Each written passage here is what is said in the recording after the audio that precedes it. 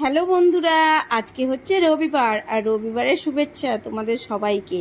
তো চলো এখন রান্না বান্না শুরু করা যাক। আর তোমাদের দাদাভাই কিন্তু অলরেডি বাজার নিয়ে চলে এসেছে। আর কি নিয়ে এসেছে বাজারে বলো তো?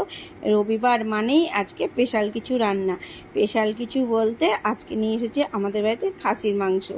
আর মাংস আনতে গিয়েছিল ও সকাল সকালই, কেননা প্রচণ্ড রোদ করছে, বাইরে বেরানো যাচ্ছে না জানো। তাই জন্য ও ঘুম থেকে উঠেই তারপরে বাজার চলে গেছিলো। আর মাংসর দোকানেও বলে অনেকটা ভিড় ছিল, তো 1 ঘন্টা খানিক লেগেছে মাংস নিয়ে আসতে লেগে। আর এই দেখো আমি রান্না বান্নার তোড়জোড় শুরু করে দিয়েছি। আর লঙ্কাগুলো দেখে ভালো লাগছে না? লাল লাল লঙ্কা, লঙ্কা দেখলেই কিন্তু টিয়া পাখির ঠোঁটের কথা মনে পড়ে যায়। আর জানো, আমাদের বাড়ির পাশেই একজন টিয়া পাখি পুষতো, আমরা ছাদ থেকে দেখতে পেতাম। ওদের বাড়ির টিয়া পাখিটা কথাও বলে, আর টিয়া পাখি তো কথাই বলে, সব টিয়া পাখি তাই না, কথা শিখালেই। আর ভালো লাগতো টিয়া পাখির কথা শুনতে। কিন্তু কি ভালো লাগতো না বলো তো? এই যে খাঁচাতে ওদের জীবনটা বন্ধ করে রাখতো। পাখি মানেই উড়ে বেড়াবে তাই না, আর খাঁচাতে বন্দি থাকলে ভালো লাগে? আমার তো এই জিনিসটা একদম পছন্দ না। যাদের বাড়িতে টিয়া পাখি পুষে, আমার মনে হয় কি টিয়া পাখি আকাশেই উড়ে বেড়াবে, তাই না? তোমাদের কি মত বলো তো গাইস? যাই হোক বন্ধুরা, তোমাদেরকে সকাল সকাল কিন্তু অনেক জ্ঞানের কথা বলে দিলাম। তো চলো এখন রান্না বান্নাটা শুরু করা যাক। আর আমি যেইভাবে মাংস রান্না করি সেইভাবেই রান্না করব। আর জানো, আজকে আমার মনটা ভীষণ খারাপ, কেননা আজকে আমাদের কিন্তু রাত্রে পিকনিক হওয়ার কথা ছিল, এই গরমের মধ্যেও। তাও পিকনিক, গরম আর ঠান্ডা একসঙ্গে সবাই মিলে হব, মজা করব। খাওয়ার থেকে মানে সবাই একসঙ্গে থাকবো, গল্প করব, আনন্দ হবে, এটাই আমার কাছে ভালো জিনিস, মানে ভালো লাগার জিনিসটা, তাই না? কিন্তু পিকনিকটা হলো না কোনো কারণবশত।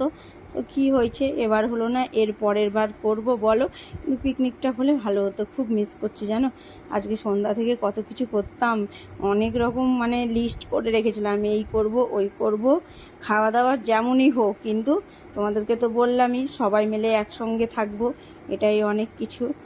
তো যাই হোক, চলো এখন রান্নাবান্নাটা তাড়াতাড়ি করে সেরে নিই। আর এই গরমের মধ্যে ঝটাফট রান্না হয়ে যাবে তাতেই ভালো, তাই না? আর জানো, ভীষণ গরম পড়েছে আমাদের এখানে কদিন থেকে, তোমাদেরকে তো এই কথাটা আমি বলতেই আছি। তো সব জায়গাতেই গরম পড়েছে তাই না। রান্না হয়ে গেল পাই, কেন বলো তো বললাম এই কথাটা? খাসির মাংস সব কিছু দিয়ে মাখিয়ে রেখে দিলে কিন্তু আর কোনো ঝামেলাই নেই। মাখিয়ে বেশ কিছুক্ষণ রেস্টে রেখে দিলাম, ঘন্টাখানিক, তারপরে কড়াইয়ে ওং বং জং করে বসাবো। আর এই তো কষাতে কষাতে কিন্তু রান্নাটা হয়ে যাবে, ফ্যানের হাওয়া খাওয়াও যাবে, রান্না করাও যাবে, অতটা গরম লাগবে না।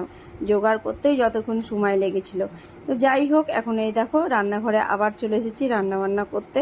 মাংস বসিয়ে দিলাম, আর মাংসটা হতে থাকুক। আর জানো তো, কিছুদিন থেকে আমরা কোথাও যাব এইরকম প্রোগ্রাম করছি, আর সব কিছু ক্যান্সেল হয়ে যাচ্ছে। পিকনিকটা যেমন ক্যান্সেল হয়ে গেল, সেরকম প্রোগ্রামটাও আমাদের ক্যান্সেল হয়ে গেছিলো।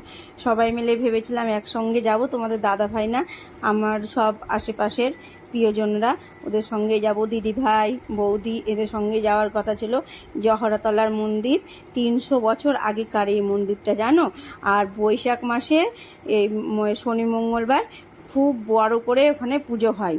প্রতি মাসেই শনি মঙ্গলবার পুজো হয়, কিন্তু বৈশাখ মাসটা একটু অন্যরকম হয়, মেলা বসে, বিশাল ভিড়ও হয়।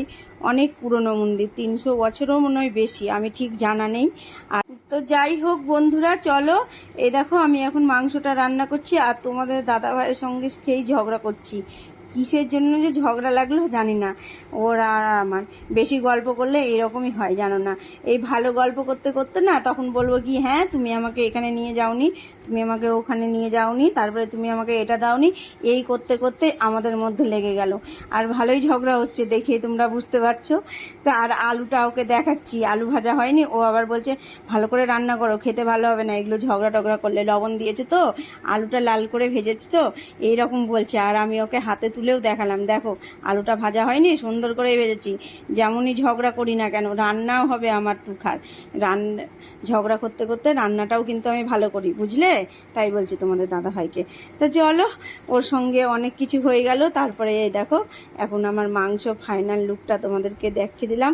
আর আরও একবার স্নান করে নিলাম, বাপরে গরম। এখন খাওয়া দাওয়াটা সেরে নিব।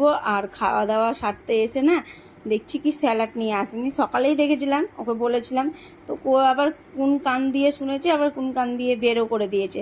সব কিছুই ভুলে যায়, ভুললে হবে বলো তো? শসা পেঁয়াজ না খেলে ভালো লাগে? পেঁয়াজ আছে বাড়িতে কিন্তু শসা ছিল না। শসা না হলে আমাকে ভালো লাগে না। পেঁয়াজ, শসা, লঙ্কা তিনটাই লাগবে আমার। তো যাই হোক, এই দিয়েই খাওয়া দাওয়াটা সারতে হবে। সেরে নিয়ে ঘুমাবো। রবিবারের ঘুম বুঝতেই পারছো, অনেকখানি ঘুমাবো। আর ঘুমাবো ভেবেছিলাম, কিন্তু ঘুমিয়েছিলাম, কিন্তু সেরকম ঘুম আসেনি জানো। তাই বিকালে চলে আসলাম ছাদের ওপরে। শিরশির একটু হাওয়া দিচ্ছিল হালকা করে। আর সাথে নিয়েছি আম আর বিট লবণ।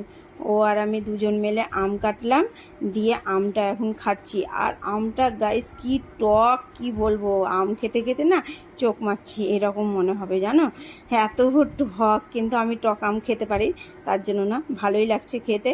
আর এইখানে কিছুক্ষণ সময় কাটাবো, তারপরে নিচে যাব। তো চলো, তোমাদের সঙ্গে সেরকম কিছু আর শেয়ার করার নেই। ভিডিওটা আজকের মতো এতটাই।